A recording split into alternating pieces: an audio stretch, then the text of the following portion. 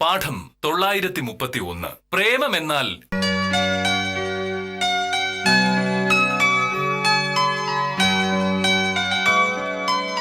മോനേട്ടാ,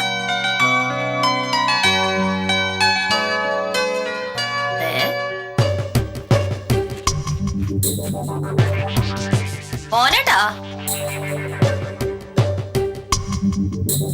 ഇതെന്താണ്? പ്രേമലേഖനമല്ലോ ആണോ? പ്രേമലേഖനം എന്ന് പറയുന്നത് നിന്നെ പോലുള്ള പൈങ്കിളിക്കാരുടെ പരിപാടിയാണ്. ഓ, അതിന് കെ മോഹനൻ സ്ഥാനം കിട്ടില്ല. കഷ്ടം. മനുഷ്യന്മാരാകുമ്പോ ഇഷ്ടോ സ്നേഹമോ ഉള്ള ആളുകൾക്ക് പ്രേമലേഖനം എഴുതിയെന്ന് വരും. ആഗോളതാപനത്തിന്റെ അന്തരീക്ഷ മലിനീകരണത്തിന്റെ കഥകൾ മാത്രം പറഞ്ഞുകൊണ്ട് നടക്കുന്ന ആളുകൾക്ക് അതൊന്നും മനസ്സിലാവൂലല്ലോ. അതുപോട്ടെ, ഇതെന്താ സംഭവം? തെരുവ് നായ്ക്കൾ ഉണ്ടാക്കുന്ന സാമൂഹിക പ്രശ്നങ്ങളെ കുറിച്ച് ഒരു ലേഖനം. നായ്ക്കൾക്ക് അയച്ചു കൊടുക്കാനാ? പത്രത്തിന് അയച്ചു കൊടുക്കാൻ. നാളത്തെ പത്രത്തിൽ ഇതുണ്ടാവും. ഇനിയിപ്പോ എഴുത്തെഴുതി പത്രക്കാർക്ക് അയക്കാതെ തന്നെ കുറവും കൂടി ഉള്ളൂ. ആ, നാട്ടിലുള്ള പട്ടികളൊക്കെ നാളത്തെ പത്രം വായിക്കുന്നു. മനുഷ്യരെ കടിക്കുന്നതിനുള്ള അന്യായത്തെ പറ്റി പട്ടികൾക്കൊക്കെ ബോധ്യമാവുന്നു. അതോടെ ഇവർ കടി നിർത്തുന്നു. കള്ളാട്ടാ. പട്ടികളെ ബോധവൽക്കരിക്കാനല്ല ഈ എഴുത്ത്.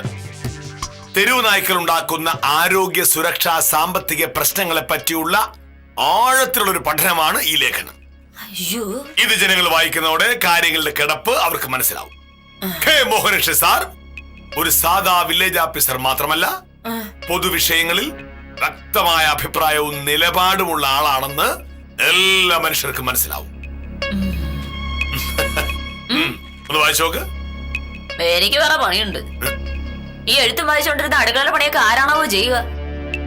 രാവിലെ കഴിക്കാനുണ്ടാക്കാൻ വൈകിട്ടുണ്ടെങ്കിൽ മോഹനേട്ടന്റെ മെക്കിട്ട് കയറാൻ വരും. തെരുവനായ്ക്കളുടെ സ്വഭാവത്തിനെക്കാട്ടിലും കുറച്ചുകൂടെ മോശപ്പെട്ട സ്വഭാവമാണ് മോഹനേട്ടന്റെ എന്നുള്ളത് കൊണ്ട് അങ്ങനെ റിസ്ക് എടുക്കാൻ ഞാൻ തയ്യാറായല്ല.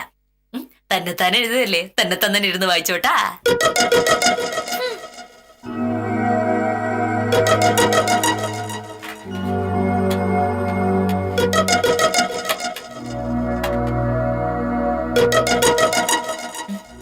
ഈ ഭൂമിയിൽ നിന്നെ പോലൊരു ഭാര്യ വേറെ കാണില്ല. അത് മോഹനേട്ടൻ ഇപ്പോഴെങ്കിലും മനസ്സിലായോ? ഭർത്താവിനോട് ഇത്രയും അസൂയുള്ള വേറൊരാളെ ദൈവം ഇതിനു മുമ്പ് സൃഷ്ടിച്ചിട്ടുമില്ല. അസൂയോ? എന്തിന്? നമ്മുടെ നാട്ടിലെ ഇപ്പോഴത്തെ ഏറ്റവും വലിയ പ്രശ്നങ്ങളിലൊന്നാണ് തെരുവ് നായ്ക്കളെ കൊണ്ടുള്ള ശല്യം. എത്രയോ പേർ ദിവസവും പട്ടിയുടെ കടി കൊണ്ട് ആശുപത്രിയിലാകുന്നു, ചിലർ മരിക്കുക വരെ ചെയ്യുന്നു. അങ്ങനെ ഒരു വലിയ പ്രശ്നത്തെ കുറിച്ച് പത്രത്തിൽ ഞാനൊരു ലേഖനം എഴുതാൻ പോവുകയാണെന്ന് പറഞ്ഞപ്പോ നിനക്ക് അസൂയ. എനിക്ക് എന്താ അസൂയെന്നാണ്? ഒരസൂയയില്ല. ഞാൻ ലേഖനം വായിച്ചു നോക്കില്ലല്ലോ. അതെനിക്ക് സമയമില്ലാത്തോണ്ടല്ലേ. ഒരു ലേഖനം വായിക്കാൻ എത്ര സമയം വേണം? വളരെ കുറച്ച് സമയം. പക്ഷേ അത് വായിച്ചാൽ എന്റെ സാമർത്ഥ്യത്തെ അംഗീകരിക്കേണ്ടി വരുമല്ലോ എന്നൊരൊറ്റ ചിന്ത കൊണ്ടാണ് നീ അത് വായിക്കാതിരിക്കുന്നത്. നീ അത് വായിച്ചില്ല എന്നോർത്ത് എനിക്ക് ഒരു പ്രശ്നമില്ല. നാളെ അത് പത്രത്തിൽ അച്ചടിച്ചു വരുന്നതോടെ നമ്മുടെ നാട്ടിൽ ലക്ഷക്കണക്കിന് ആളുകൾ അത് വായിക്കും. ആ ലേഖനം എഴുതിയ കെ മോഹനൻ സാറെ അഭിനന്ദിച്ചുകൊണ്ട് 100 കണക്കിന് കത്തുകൾ വരും. ഒരു സർക്കാർ ഉദ്യോഗസ്ഥൻ ഇങ്ങനെ ആയിരിക്കും. മോഹനൻ സാറിനെ കണ്ട സാറിനെ പോലെ ആയിരിക്കണം എന്നുള്ള അഭിപ്രായങ്ങൾ കുമിഞ്ഞു കൂടും. അപ്പൊ നീ എന്ത് ചെയ്യും? ഞാൻ എന്ത് ചെയ്യാനാ മോനട്ടാ? മോനട്ടാ, രാവിലെ സ്കൂട്ടർ ഓടിച്ച് കോടതിയിലേക്ക് പോകുമ്പോ ഒരു 100 തെരുവ് നായ്ക്കളെങ്കിലും റോഡിൽ കാണാറുണ്ട്. അവറ്റകളെ പേടിച്ച് ഒരു വിധത്തിലാണ് ഞാൻ അവിടേക്ക് പോകുന്നത്. മോഹനേട്ടൻ എഴുതിയ ലേഖനം പത്രത്തിൽ വന്നാലും ഇല്ലെങ്കിലും ആ നായ്ക്കളൊക്കെ നാളെ റോഡിലുണ്ടാവും. നായ്ക്കൾക്കെതിരെ ലേഖനം എഴുതിയ കെ മോഹനേട്ടൻ സാറിന്റെ ഭാര്യയാണോ പോകുന്നത് എന്ന പേടിയൊന്നും അവർ കാണിക്കാൻ പോകുന്നില്ല. ഞാൻ സൂക്ഷിക്കാനുള്ളത് ഞാൻ തന്നെ നാളെയും സൂക്ഷിക്കണം. ഇനിയിപ്പോ അതിലേതെങ്കിലും ഒരു പട്ടി മോഹനേട്ടൻ എഴുതിയ ലേഖനം വായിച്ചിട്ടുണ്ടെങ്കിൽ പിന്നെ പറയാനും ഇല്ലേ, എന്നെ ഓടിച്ചിട്ട് കടിക്കുന്നുള്ള കാര്യം ഉറപ്പാണ്. അയ്യോ, ഏതെങ്കിലും ഒരു തെരുവനായ നിന്നെ ഓടിച്ചിട്ട് കടിക്കുമ്പോൾ നീ പഠിക്കും.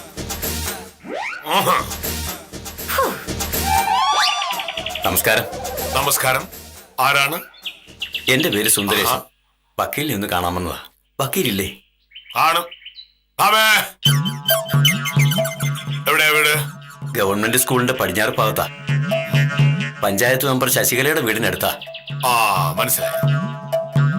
ആ ഭാഗത്തൊക്കെ തെരുവ് നായ്ക്കൾ ധാരാളം ഉണ്ടല്ലേ? പിന്നെ ഇന്നലെയും കൂടി ഒരു പട്ടി അവിടെ ഒരാളെ കടിച്ചു. താങ്കൾക്കറിയാമോ, നമ്മുടെ നാട്ടിലെ ഇപ്പോഴത്തെ പ്രധാന പ്രശ്നങ്ങളൊന്നാണ് തെരുവ് നായ ശല്യം. ഈ വലിയ പ്രശ്നത്തിൽ നിന്നും നമ്മുടെ നാടിനെ എങ്ങനെയെങ്കിലും രക്ഷിച്ചേ പറ്റൂ. പട്ടികളെ നിയന്ത്രിക്കേണ്ടത് മൃഗസംരക്ഷണ വകുപ്പിന്റെയും പഞ്ചായത്തിന്റെയൊക്കെ ഉത്തരവാദിത്തമാണെങ്കിലും മറ്റുള്ളവർ കൈയും കെട്ടി നോക്കി നിൽക്കുന്നത് ശരിയല്ല. അതുകൊണ്ട് ഈ വിഷയത്തിൽ ഇടപെടാൻ കെ മോഹനകൃഷ്ണൻ സാറായ ഞാൻ തീരുമാനിച്ചു. സാർ പട്ടിയെ പിടിക്കാൻ പോവാണോ? ഞാനൊരു വില്ലേജ് ഓഫീസറാ. പട്ടി പിടിക്കലാണ് എന്റെ ജോലി. നമസ്കാരം വക്കീലെ. നമസ്കാരം. ഞാൻ പറഞ്ഞ കടലാസ് കൊണ്ടുവന്നിട്ടില്ല സുന്ദരേശൻ? എല്ലാം ഉണ്ട്. അപ്പോ നമ്മൾ പറഞ്ഞു വന്നത് തെരുവ് നായ്ക്കളെ പറ്റിയാണ്. നമ്മുടെ നാട്ടിലുള്ള ആളുകൾക്ക് തെരുവ് നായ ശല്യത്തിന്റെ പ്രാധാന്യം എന്താണ് എന്നുള്ളത് ഇതുവരെ മനസ്സിലായിട്ടില്ല. ആദ്യം ആളുകളെ ബോധവൽക്കരിക്കുക എന്നുള്ളതാണ് വേണ്ടത്. അതിന്റെ ഭാഗമായി ഞാൻ നാളത്തെ പത്രത്തിൽ ഒരു ലേഖനം എഴുതുകയാണ്. ആണോ? താങ്കൾക്ക് സമയമുണ്ടെങ്കിൽ ഞാൻ ആ ലേഖനം ഇപ്പോൾ തന്നെ തരാം. ഒന്ന് വായിച്ചു നോക്കൂ. അയ്യോ, ഇപ്പൊ എനിക്ക് തീരെ സമയമില്ല. നാളെ എന്തായാലും പത്രത്തിൽ വരുമല്ലോ, അപ്പൊ ഞാൻ വായിച്ചോളാം. വരട്ടെ വക്കീലെ. ശരി. സമയമില്ലെന്ന്. നാട്ടുകാര് മുഴുവൻ അനുഭവിക്കുന്ന ഒരു പ്രശ്നത്തെ പറ്റി കേൾക്കാൻ സമയമില്ല. എന്തിനാ സമയമുള്ളത്? ഈ പോകുന്ന പോക്കിൽ അയാളെ ഏതെങ്കിലും തെരുവ് നായ ഓടിച്ചിട്ട് കടിക്കുമ്പോ അയാൾ പഠിച്ചോളും. ചുരുക്കി പറഞ്ഞ അപ്പൊ മോഹനേട്ടന്റെ ഉദ്ദേശം നാട്ടുകാരുടെ നന്മയല്ല. മോഹനേട്ടൻ എഴുതിയ ലേഖനം വായിച്ച് ആളുകളെല്ലാം മോഹനേട്ടൻ ഒരു മഹാനാണ് എന്ന് പറയണം, അല്ലേ? ആ, ഞാൻ സ്കൂട്ടറിലാണ് പോകുന്നത് എന്നെങ്കിലും ഒന്ന് ആശ്വസിക്കാം. മോഹനേട്ടൻ നടന്നാണ് ഓഫീസിലേക്ക് പോവാറ്. തെരുവ് നായ്ക്കൾക്ക് വില്ലേജ് ഓഫീസറാണ് എന്നോ നോട്ടം ഉണ്ടാവില്ല.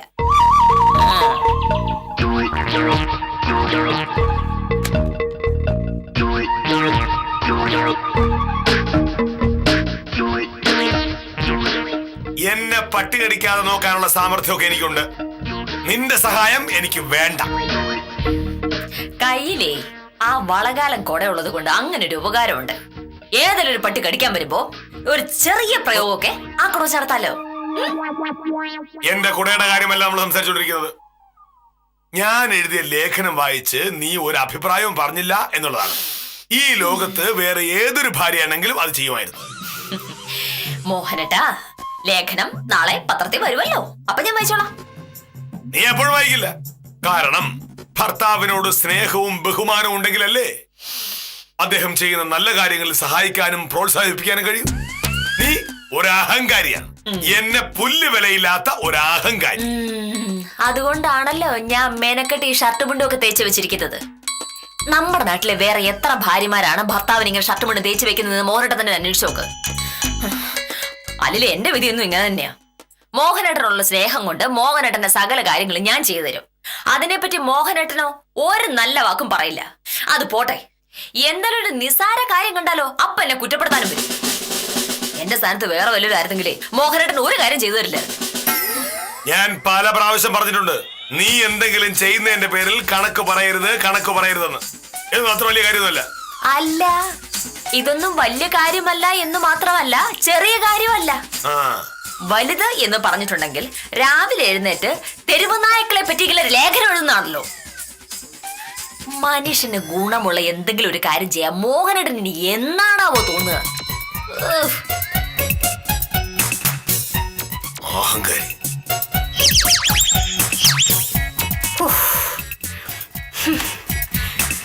സത്യം പറഞ്ഞ ഭാഗ്യം കൊണ്ട് മാത്രമോ കാഞ്ചന സാറേ ഞാനിത് രക്ഷപ്പെട്ടത്. കുമാരന്റെ കടയിലെ ഇപ്പുറത്തുള്ള വളവ് തിരിഞ്ഞതും ഒരു പട്ടിയെടുത്ത് കുറുകെ ഒരൊറ്റ ചാട്ടം. ഇടിച്ചെന്ന് തന്നെയാ ഞാൻ കരുതിയത്. പക്ഷേ ഭാഗ്യത്തിന് വണ്ടി നിന്നു. പട്ടിയെങ്ങാനും ഇടിച്ചിരുന്നെങ്കിൽ വണ്ടി പറഞ്ഞ് മൂക്കുത്തനെ ഞാൻ റോഡിൽ വീണന. ദൈവം കൂടെ ഉള്ളതുകൊണ്ട് ഞാൻ രക്ഷപ്പെട്ടു. സ്വയംപ്രഭേ,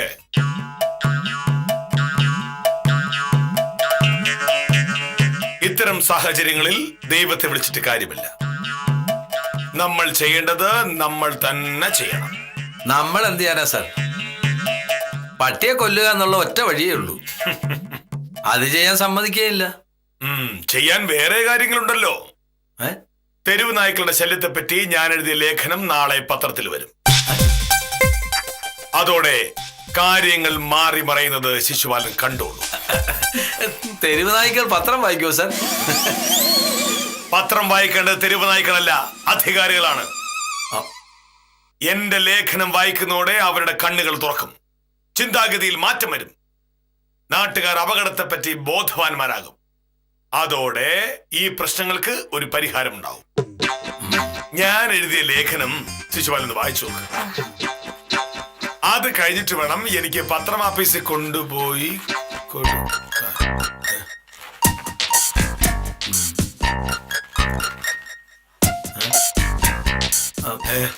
കാണുന്നില്ലല്ലോ. ഞാൻ വീട്ടിൽ നിന്ന് എടുക്കാൻ മറന്നു. ഇനിയിപ്പോ എന്ത് ചെയ്യും? ഇന്ന് തന്നെ പത്ര ഓഫീസിൽ എത്തിക്കണമല്ലോ. അതിന് വഴിയുണ്ടാക്കാം സാർ. സാർ വക്കീലിനൊന്ന് വിളിച്ചു പറഞ്ഞാൽ മതി, ഞാൻ വേറൊരാളിനെ അയക്കാം, അവൻ പോയി വാങ്ങിച്ചോണ്ട് വരും. ആ ഛെ.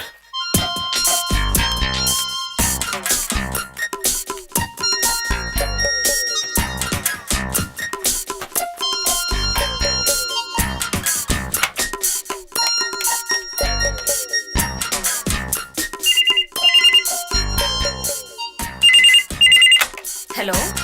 ആ ഭമേ, ഞാനാ. ആ എന്താ മോനട്ടാ? ഞാൻ രാവിലെ എഴുതിയ ലേഖനം എടുക്കാൻ മറന്നു. അതാ മേശപ്പുറത്തിരിപ്പുണ്ട്. ഞാൻ ഒരാളെ പറഞ്ഞു വിടാം, നീ അതൊന്ന് എടുത്തു കൊടുത്തു വിടണം. ശരി ശരി. അപ്പൻ രാവിലെ അമ്മാതിരി പ്രസംഗം എന്നോട് നടത്തിയിട്ട് ചെയ്യേണ്ട കാര്യം ചെയ്തില്ല. എന്റെ വില്ലേജ് ഓഫീസർ ഈ പ്രസംഗം നടത്തി പ്രവൃത്തിയിലേക്ക് കടക്കുന്നതിന് എന്നാണാവോ എന്തോ.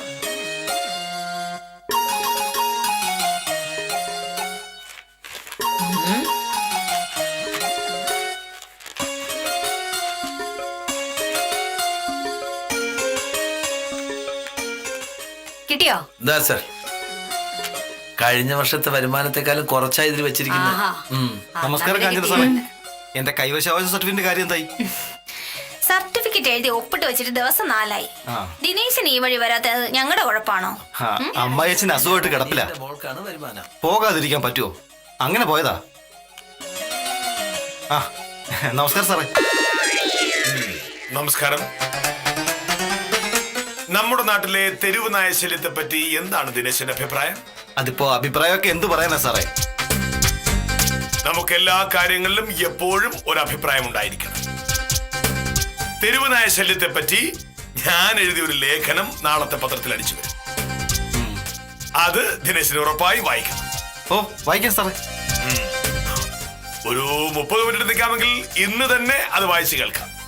അങ്ങനെ ആയാൽ ദിനേശന്റെ അഭിപ്രായം ഇപ്പോൾ തന്നെ എന്നോട് തുറന്നു പങ്കുവയ്ക്കാം.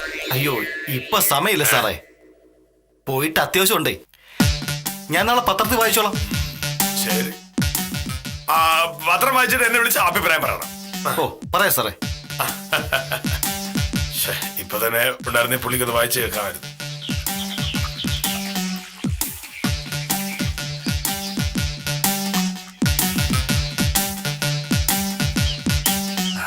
നമസ്കാരം വക്കീലേ. നമസ്കാരം. വില്ലേജ് ഓഫീസിൽ നിന്ന് ശിശുപാലൻ ചേട്ടൻ പറഞ്ഞിട്ട് വന്നതാ. ആ എന്തോ ഒരു കവർ വാങ്ങിച്ചോണ്ട് ചെല്ലാൻ പറഞ്ഞിരുന്നു. ആ നിക്ക്, ഞാനിപ്പോ കൊണ്ടുവരാം.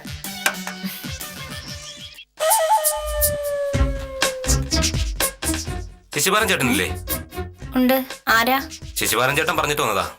ശിശുപാലൻ ചേട്ടാ, ദേ ഒരാൾ കാണാൻ വന്നിരിക്കുന്നു. ആ ഇത് ആര്? ശശിയോ? സാധനം കിട്ടിയോ? ദാ. ആ അപ്പൊ ശരി ശശി, നമുക്ക് വൈകിട്ട് കാണാം. ഓ ശരി. ആ. ഇതെന്തോന്നറിയോ? സാർ എഴുതിയ ലേഖനമാണ്. 1/2 മണിക്കൂർ കൊണ്ട് സാധനം സ്ഥലത്തെത്തിച്ചു. അതാണ് ശിശുപാലൻ. പക്ഷേ ഈ ഉപകാരം ചെയ്തെന്ന് കരുതി സാറിന്റെ ഭാഗത്തു നിന്ന് തിരിച്ചുള്ള സഹായം ഒന്നും ശിശുപാലൻ ചേട്ടൻ പ്രതീക്ഷിക്കണ്ട. അതൊന്നും പ്രതീക്ഷിക്കേണ്ട കാര്യമല്ല. ഞാനിതൊന്ന് സാറിന് കൊടുക്കട്ടെ.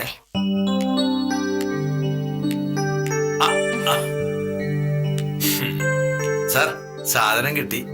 നന്നായി. എന്തായാലും ഈ ലേഖനം നിങ്ങൾ എല്ലാവരും ഒന്ന് വായിച്ചു നോക്കിയിട്ട് ഒരു അഭിപ്രായം പറയൂ. എന്തെങ്കിലും കൂട്ടിച്ചേർക്കാനുണ്ടെങ്കിൽ കൂട്ടിച്ചേർക്കാമല്ലോ. അതിപ്പോ ഞാൻ വായിച്ചിട്ട് എന്താ സാർ കാര്യം? ആ പ്രൊഫസർ എന്നെ വായിച്ചാട്ടെ.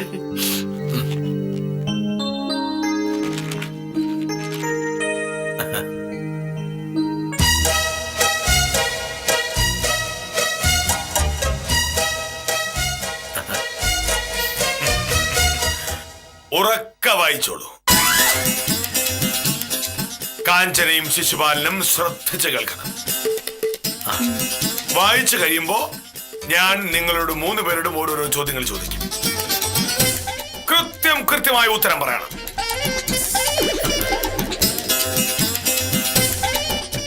വായിക്കൂ. എന്താ സ്വയംപ്രഭയ്ക്ക് വായിക്കാൻ അറിയില്ലേ? ഇത് ഞാൻ വായിക്കണോ സാർ? എന്താ സംശയം? ഒരു വലിയ സാമൂഹ്യ പ്രശ്നത്തെ പറ്റിയുള്ള എന്റെ കാഴ്ചപ്പാടിനെ കുറിച്ചാണ് ഞാൻ എഴുതിയിരിക്കുന്നത്. അയ്യോ, നിങ്ങളെപ്പോലുള്ളവർക്ക് വേണ്ടിയിട്ടാണ് എഴുതിയിട്ടുള്ളതും. വായിച്ചോളൂ. കാഞ്ചന സാർ വായിച്ചാ മതി. സ്വയംപ്രഭയ്ക്ക് വായിക്കാൻ അറിയില്ലേ? അല്ല, കാഞ്ചന സാറല്ലേ മുതിർന്ന ആള്. ഞാൻ വായിക്കുന്നതിനേക്കാൾ നല്ലത് കാഞ്ചന സാർ വായിക്കുന്നതാ. മാത്രമല്ല നല്ല സൗണ്ടും. ശിശുപാലേട്ടൊന്ന് മാറി. കാഞ്ചന സാറേ,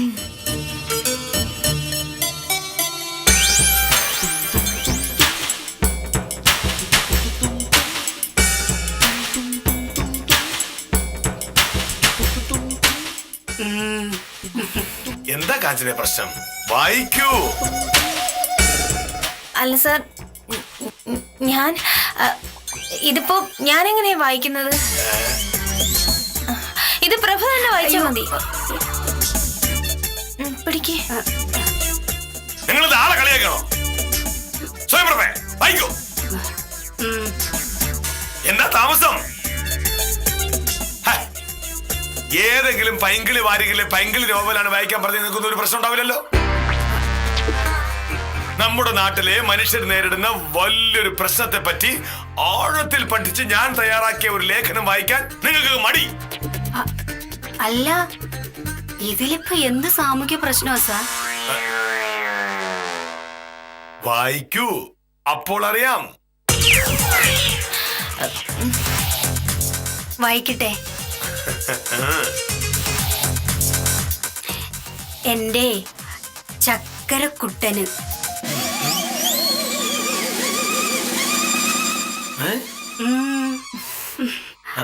രാവിലെ ഞാൻ മോഹനേട്ടനെ വെറുതെ ചൂടാക്കാൻ വേണ്ടിയാണ് അങ്ങനെയൊക്കെ പറഞ്ഞത്.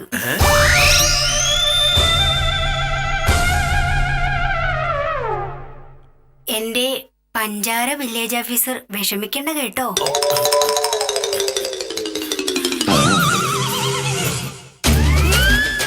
രാവിലെ കളിയാക്കിയതിന് പകരമായി വൈകിട്ട് കെട്ടിപ്പിടിച്ച് ഒരു ഉമ്മ തരാം.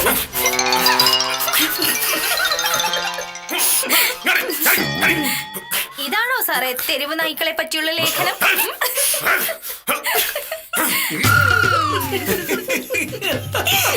കാഞ്ചന സാറേ, നമ്മുടെ മുന്നില് ബൗരേഷ് സാർ ഭയങ്കര മസിലെടുത്താണെങ്കിലും വീട്ടിൽ അങ്ങനെയൊന്നും അല്ലെന്ന് മനസ്സിലായില്ലേ? രണ്ടുപേരും ഭയങ്കര പൈങ്കിളിയാ.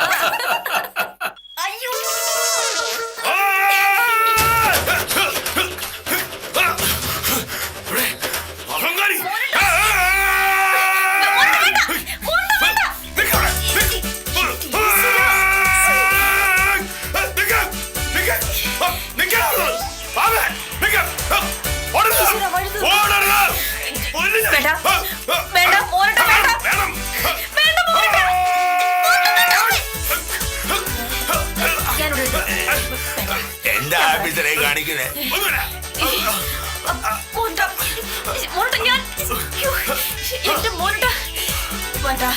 ഞാൻ പറയുന്നു കേക്ക്. എനിക്കൊന്നും കേൾക്കണ്ട. നീ എന്നെ നാണം കെടുത്തി. ഇനി അങ്ങനെ വില്ലേജ് ചെല്ലും. അയ്യോ, വില്ലേജിലേക്ക് ചെന്നാൽ എന്താ? ഭാര്യ ഭർത്താവിനൊരു കത്തെഴുതുന്നത് അത്ര വലിയ തെറ്റാണോ? എഴുത്തെഴുതോണ്ട് കുഴപ്പമില്ല. ഇതെന്ത് എഴുതാ? നിന്നെ വിടുന്ന പ്രശ്നമില്ല. എന്താ ആരാ വിളിക്കണു?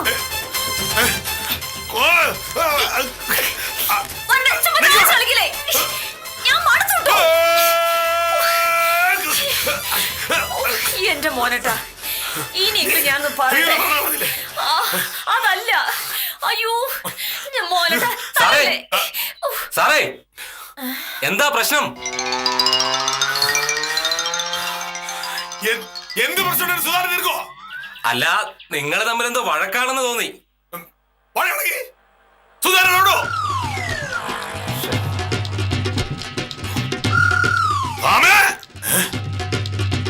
പോയി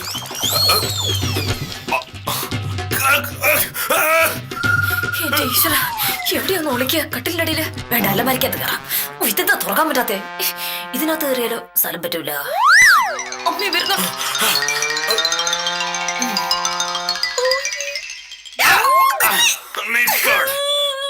എന്നെ ഒന്നും ചെയ്യല്ലേ. ഞാൻ പറയുന്നൊന്ന് കേക്ക് പ്ലീസ്. നീ എന്നെ അപമാനിക്കാൻ വേണ്ടി മനഃപൂർവ്വം ചെയ്തല്ലേ? സത്യമായിട്ടും അല്ല. ഇതൊന്നെടുക്കൂ. മോഹനേട്ടൻ ഇങ്ങോട്ട് ഫോൺ ചെയ്ത് എഴുത്ത് കൊടുത്തു വിടാൻ പറഞ്ഞില്ലേ? അപ്പൊ ഞാൻ പോയിട്ട് അതൊന്നും എടുത്ത് നോക്കി. എന്റെ മോഹനേട്ടൻ പറഞ്ഞതല്ലേ, അതൊന്ന് വായിച്ചു നോക്കാൻ തോന്നി. വായിച്ചു നോക്കിയപ്പോഴോ നല്ല ഒന്നാന്തരം ലേഖനം. രാവിലെ തന്നെ അത് വായിച്ചു നോക്കി മോഹനേട്ടനോട് നന്നായിട്ടുണ്ടോ എന്ന് പറയാൻ പറ്റാത്തതില് എനിക്കപ്പൊ ഭയങ്കര കുറ്റബോധം തോന്നി. അത് മാറ്റാൻ വേണ്ടി ഞാനപ്പോ സ്നേഹം കൊണ്ട് ചെയ്തു വെച്ചതാ. അവരൊക്കെ എന്നെ എന്താ കരുതിട്ടുണ്ടാവാ? മോഹനേട്ടൻ അത് അവരെ കാണിക്കാൻ പോയത്. മോഹനേട്ടൻ ഞാൻ കൊടുത്തു വിട്ടൊരു കവർ തുറന്നു നോക്കാതെ മോഹനേട്ടൻ അത് സ്വയംപ്രഭയുടെ കൊടുത്തല്ലേ എല്ലാ പ്രശ്നത്തിനും കാരണം. അതെ, ഇപ്പൊ എന്താ ശരിക്കും ഉണ്ടായത്? ഞാൻ വഴിയെ പോയ ഏതെങ്കിലും ഒരുത്തല്ലോ കത്തെഴുതിയത്. എന്റെ മോഹനേട്ടനല്ലേ? അതിപ്പോ അവര് കണ്ട തന്നെ എന്താ? നമ്മൾ തമ്മിൽ ഭയങ്കര സ്നേഹമാണെന്ന് അവരൊക്കെ ഒന്ന് മനസ്സിലാക്കട്ടെ. വെറുപ്പും വിദ്വേഷവും ദേഷ്യവും ഒക്കെ അല്ലേ നമ്മൾ ഒളിച്ചു വെക്കേണ്ടത്. സ്നേഹവും ഇഷ്ടവും എന്തിനാ ഒളിച്ചു വെക്കണേ? നാട്ടുകാർ മുഴുവൻ അറിയട്ടെ നമ്മൾ തമ്മിൽ ഭയങ്കര സ്നേഹാന്ന്. അവർക്ക് അസൂയ തോന്നിയിട്ടുണ്ടാവും. ഈ ലോകത്ത് നമ്മളെ പോലെ വേറെ ആരെങ്കിലും ഉണ്ടോ? നമ്മളൊരു ഭയങ്കര സംഭവല്ലേ. ഭാര്യ ഭർത്താവിന് പ്രേമലേഖനം എഴുതുന്നത് അത്ര വലിയ അപരാധമായി കാണേണ്ടതില്ല. പക്ഷേ ദുർബല വികാരങ്ങൾ ഒന്നുമില്ലാത്ത വില്ലേജ് ഓഫീസർക്ക് പ്രേമം എന്ന വാക്ക് തന്നെ ചതുർത്ഥിയായതാണ് പ്രശ്നമായത്.